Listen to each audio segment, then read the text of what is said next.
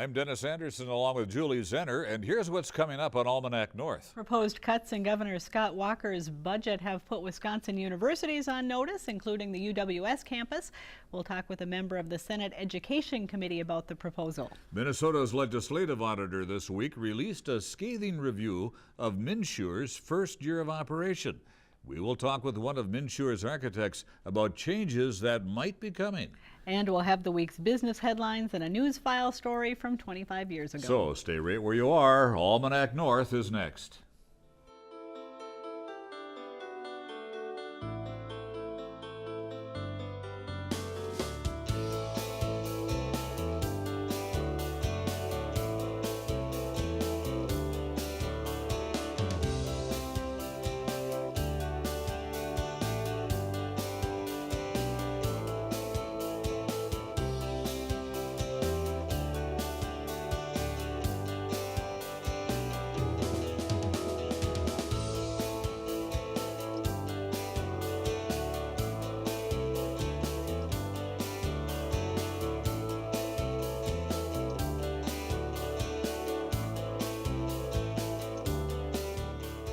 Hello and welcome to Almanac North. Glad you're with us again. And Julie, we've got state senators from both the Gopher and Badger states with us tonight. Yeah, kind of nice to have both sides represented. Big subjects on both sides of the pond, so lots to talk about. Let's begin. All right. Thank you, Dennis, and welcome everyone.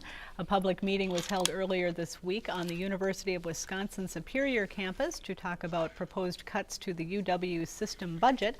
Under the governor's proposal, a total of $300 million would be cut from the system-wide budget. But Governor Scott Walker also proposed giving more autonomy to the UW system schools to chart their future. Joining us is Senator Janet Bewley of Ashland, a Democrat who sits on the Senate's Education Committee and the Committee on Universities and Colleges. And welcome back, Senator. Well, thank you. Very glad to be here. Yeah, appreciate you coming in. If the bill passes as currently proposed, what could be the impact on UWS? Because you really don't know at this point. No, we really don't know. If the cuts are applied at the same proportion as they were applied in the last budget, when cuts also went to the university system, Superior would stand to lose almost $2.5 million, another $2.5 million, on top of all the cuts that they made before. So this is very serious. Go ahead. I was just wondering how well the Chancellor has prepared UWS for this kind of a cut. Well, I think that she's been doing a very good job. We were together last week at an opportunity for people of the community, and the UW Superior community is not just students, it's faculty, staff, and all of the people who work there, live in the neighborhood. UW Superior is significant, and we got people from all different constituencies coming to tell us how much they cared about their campus. And I was very grateful that Dr. Wachter was so engaged in relating to the people of the campus. There are 13 branches of the UW system scattered throughout the state. Is that too many? Certainly not to the people who work there, who live in the areas. When you look just at the state budget, is that, and not impacting people, is that too many campuses? No. I think that the University of Wisconsin system is committed to providing education and the benefits of the university from border to border. So if you have an area like northern Wisconsin with its unique needs and with a population of students who deserve and are ready to go, many of whom are first-generation students, they need to be able to go to their campus, which is Superior. And that is what Wisconsin is all about, making that opportunity available to everyone. If there were fewer campuses, some students would not be able to take advantage of the system. Quite a bit was made in the media about this whole idea of first-generation college graduates. Why is that so important? Well, I think it means that the University of Wisconsin Superior is identified as that place someone can go if, in fact, their family has not experienced a college experience before. It's intimidating. If no one in your family has ever gone to college, that was my example. I was the first person in my family to go. It's scary. And if you know that your neighbors have gone to Superior, if friends who are also first generation experiencing college for the first time in their family.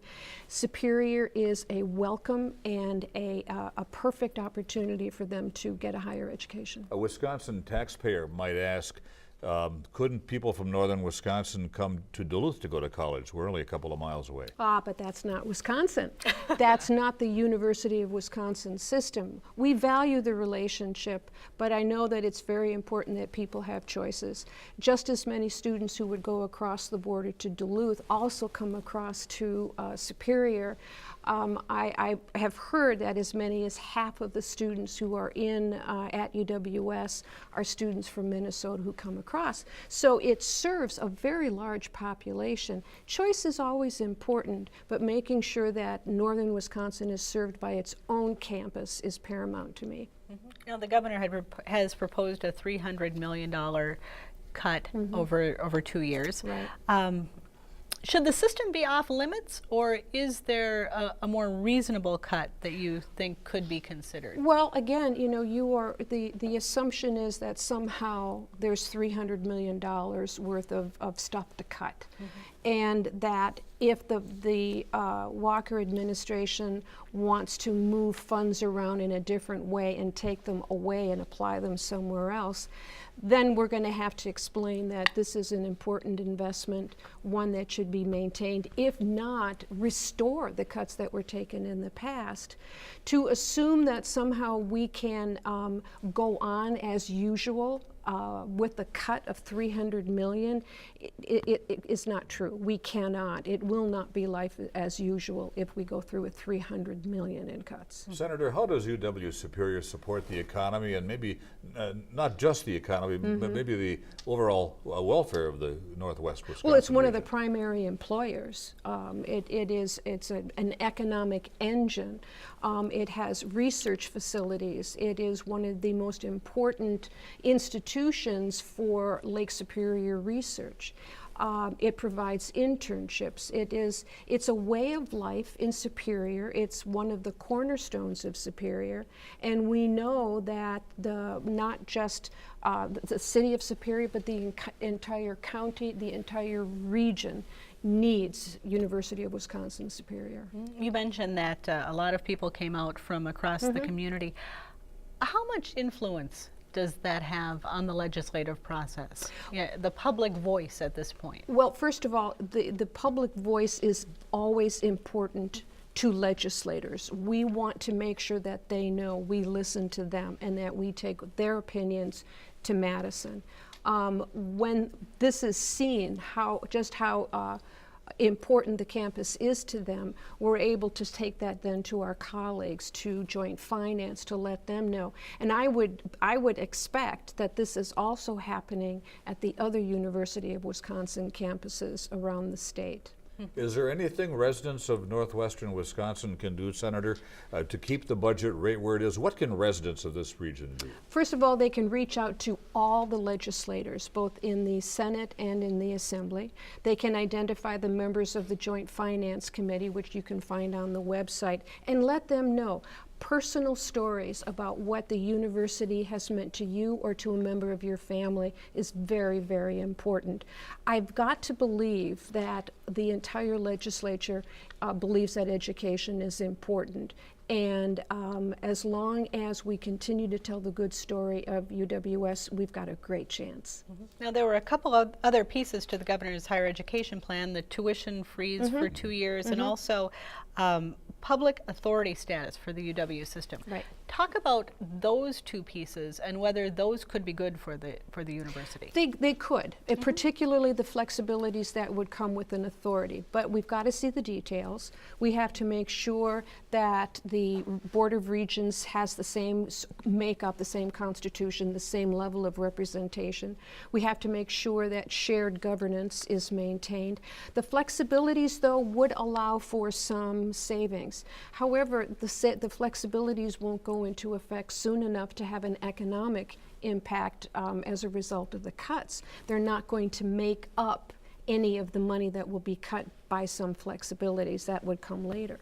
Do you see UWS in a position down the road where it could actually grow and start to actually add some curricula to the Oh, campus? absolutely. I mean, as the region is growing and as more industry is coming into Superior, I think nothing but great opportunities for UWS in the future. As more people, this campus has the second highest research budget in the state.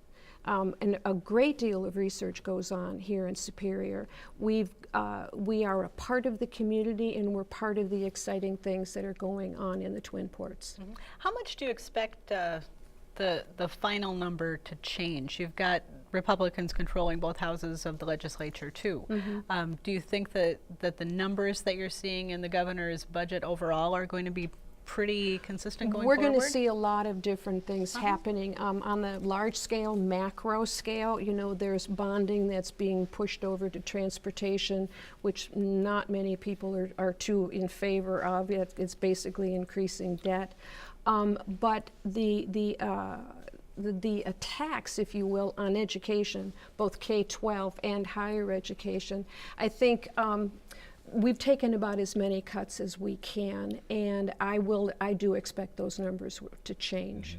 Mm-hmm. Now next week, extraordinary session on right to work. Right. Talk about that and what you expect. Came out of the blue.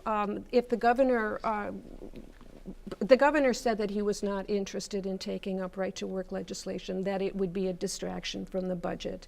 But then suddenly today, Fitzgerald announced that he had the votes in the Senate to push to put it through, and it will be pushed through.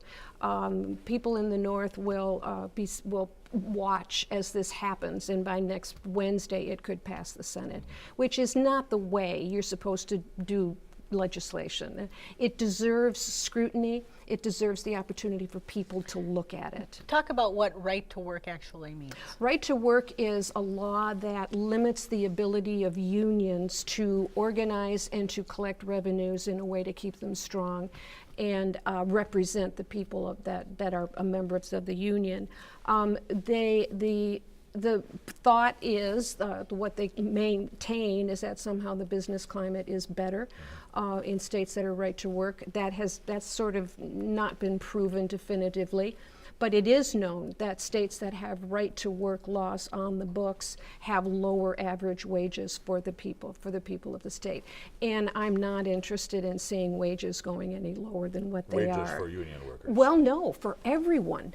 And that's the very interesting point, is that how things go for the union is often a very good barometer of how things are going to go for all workers of the state. So we need to be very, very careful about wishing this kind of legislation. It does not bode well for Wisconsin. All right, Senator, thank you so much for coming in.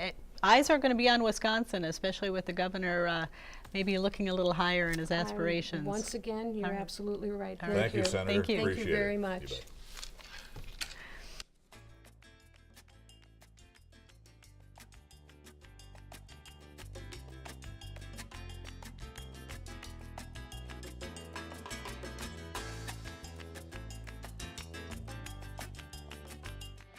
Now, let's dig into our news file archive for a look at what was making news 25 years ago this week. This is the first cigarette Jane Culligan has had since leaving Las Vegas. Well, I didn't mind it. It was 3 hours. I didn't mind it. A new law that went into effect today prohibits smoking on 99% of all domestic flights, which will have some smokers counting the minutes until touchdown. I don't think it's fair. Smoking is an addiction, and you can't suddenly just one day say, hey, your addiction is all over. You know, you can no longer smoke. Flight attendants are in charge of enforcing the ban. Anyone caught smoking will face a $1,000 fine. Anyone trying to sneak one in the bathroom by tampering with smoke detectors, a $2,000 fine. John Batt is one non-smoker real pleased with the new law. I just always was annoyed by the smoke, and especially when I wear contact lenses and stuff, it really bothers my eyes. But more than anything else, I think it's the smoke. It gets on your clothes and everything, and it's really an annoyance, I think. The new ban is already forcing smokers to find other ways to bide their time in the air. Reading, eat candy, chew gum, things like that. If there's no other bright spot in all of this for smokers, at least flight delays will probably hold a whole new meaning. More time to light up. Stacy Scheibel, KDLH News.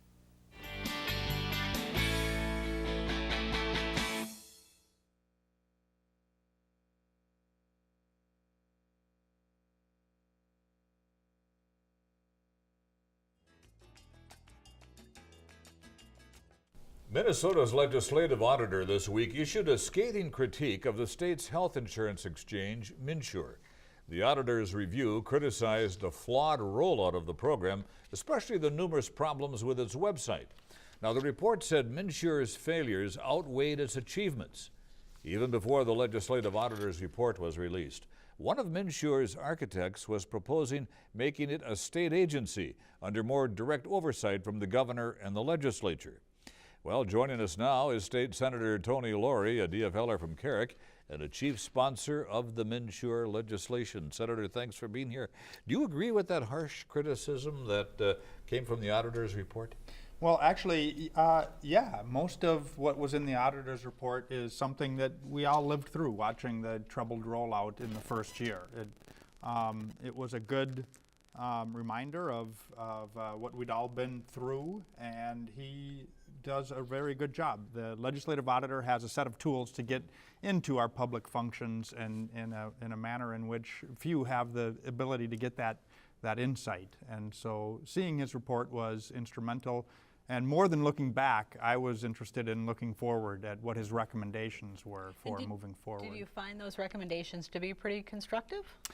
I actually did, and I found it somewhat reassuring. As you mentioned, I had a bill that I had proposed. We had one hearing on it, and colleagues suggested that we wait to have further hearings until after the Office of the Legislative Auditor had their report issued, and I did that.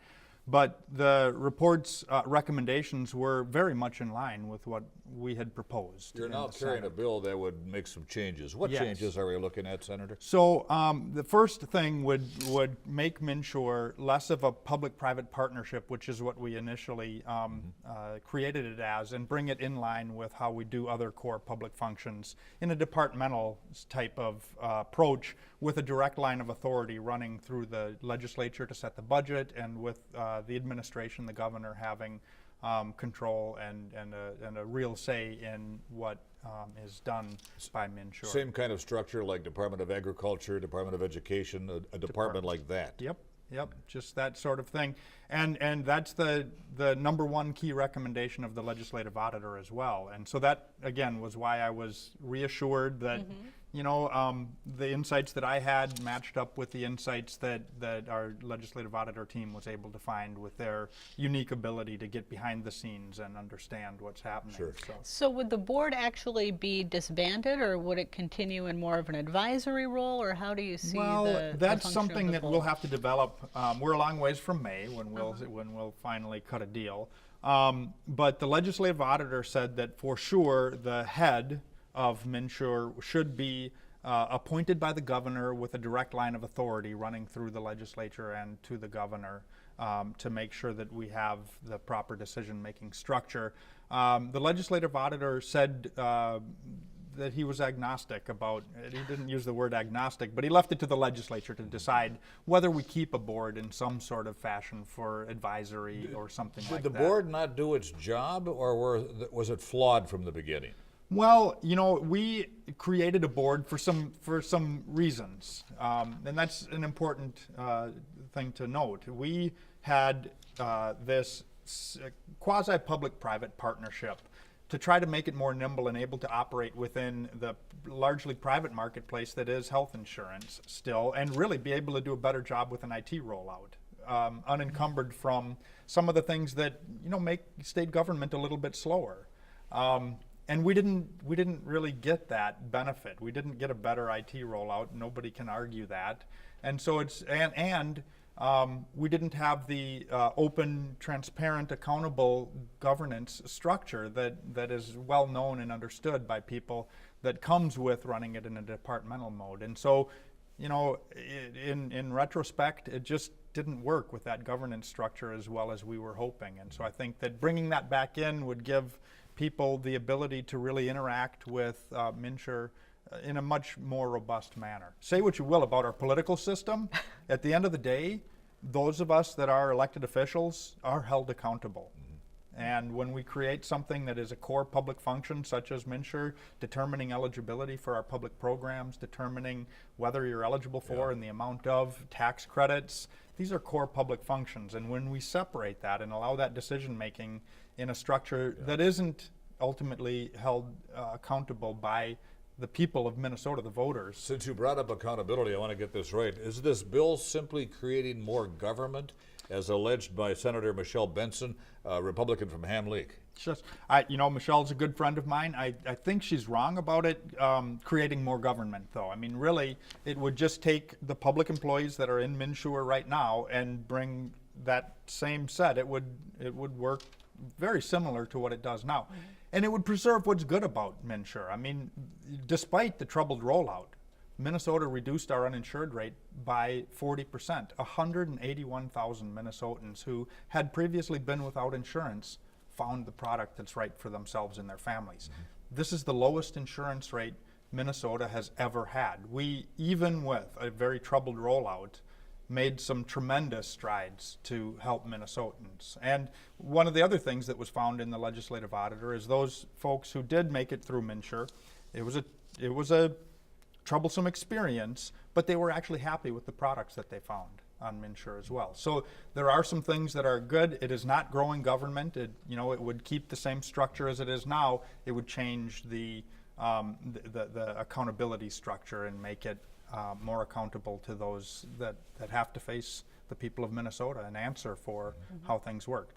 As well as it did, the projections were way off, with a lot more people signing up for the public plans and fewer than projected signing up for the private plans. Is that going to be a budget problem coming down the road, because the whole system kind of depends on people signing up for those private plans? Well, first off, there aren't more people on the public programs than were anticipated. We hit the mark with public programs. And so that's a critical piece to understand. For the private side, the qualified health plans, the private plans sold through MNsure, yes, we did not meet the budgetary goals there, but there are many tools to continue to attract more people to MNsure. In the first year out, there was a great deal of steerage away from products sold on the exchange because Minnesota's health premiums were the lowest in the country, and the size of the premium determines your tax credits, and premiums were so low that people weren't eligible for tax credits, and so there was no real reason for them to shop on the exchange. With the exit of Preferred One, the tax credits became more attractive in 2015. They will probably be more attractive yet in 2016. There are many tools that MNsure has to attract people back into the exchange. It's not a problem with the public programs. There's some real tools that MNsure needs to use to be able to attract those private plan participants into the only place where they can get tax credits. So should consumers get federal tax credits even if they're not aligned with MNsure? Well, that is a proposal in the House. It's not allowed under federal law, so there's that. That's a bit of a bar. In a few years, there's an ability to request a waiver like that, but it's highly unlikely that the feds would grant a waiver such as that. The House is moving in that direction now. You don't see that going very far? Well, I mean, we can certainly talk about it. The House is going to be a player at the end of the day. We have to agree to a package. It's going to have to pass a Republican House and a DFL Senate. And so exactly what that is going to look like, I don't know yet. Again, I'll repeat, we're a long ways from May. Could there be any advantages to dropping MNsure and having the federal government run the exchange in the state? Well, I think that would be very problematic at this point. I mean, I think that, the entire Minnesota healthcare community was totally on board with building a state-based exchange. We do healthcare different than most other states. And to put it in the federal exchange would be very problematic for most everyone in the healthcare community. And the other piece to keep in mind with the federal exchange is it's before the U.S. Supreme Court right now, questioning whether it's even authorized for the tax credits that flowed through those, the federal exchanges, federally facilitated exchanges, whether those were valid. I mean, those 36 states or whatever that went with the federally facilitated exchanges, it's questionable right now whether the individuals that purchase through the exchange with robust tax credits are going to be able to keep those tax credits or get them in future years. So I think it would be unwise for us to choose a model that is before the Supreme Court with very core questions. And on that note, we have to call it quits. Senator, Okay. thank you very much. Well, Senator thank you Tony for Lourey having us. from Kerrick. Me. Thanks. Thank you. Thank you.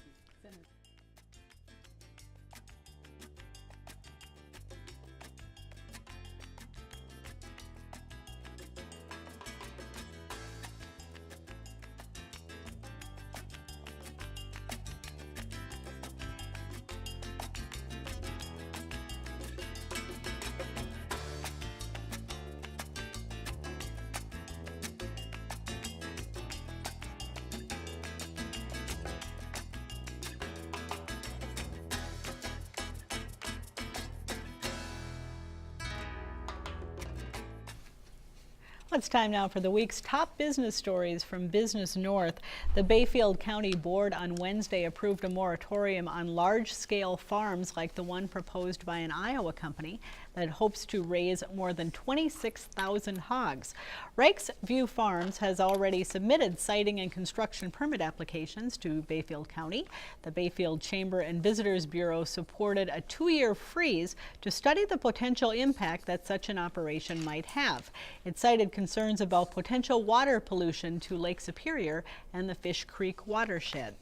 Well, 2 years after top execs had Cliffs Natural Resources heralded China as their market of future growth, the company's new leader said Monday that returning to the company's domestic roots is the best course. Lourenco Gonzalez said producing taconite pellets in Minnesota and Michigan is what the company does best. He also predicted the Enter steel processing plant near Nashwauk will not be completed on schedule or meet its contractual deadlines. Cliffs will continue to study the production of high-grade iron nuggets, which he said could be produced at its existing plants in Silver Bay or Eveleth. The annual Duluth and St. Louis County Citizens Lobbying Blast will be held Wednesday and Thursday in St. Paul, and the similar Superior Days event is scheduled on Tuesday and Wednesday in Madison.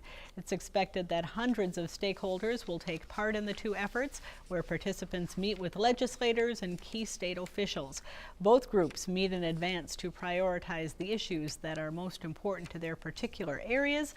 They typically include regulation, transportation, and project funding. And for more on these and other stories, visit businessnorth.com. Well, our time is nearly up, but you can still share your comments with us. Dial 218-788-2849 to leave a message, or send an email to almanacnorth@wdsc.org. And for more information about our show or your favorite programs on public television, don't forget the WDSC website. It's a great place to learn more about your public TV station. Julie, it's certainly a big weekend in the Hayward area. Thousands of people will be attending Birkebeiner events. Yeah, some nice fresh snow for them. I think so, and good. It's been winter. I think they have snow for skiing. All right, for Julie and the crew at Almanac North, I'm Dennis Anderson. Have a great weekend. Good night, everybody, and be kind.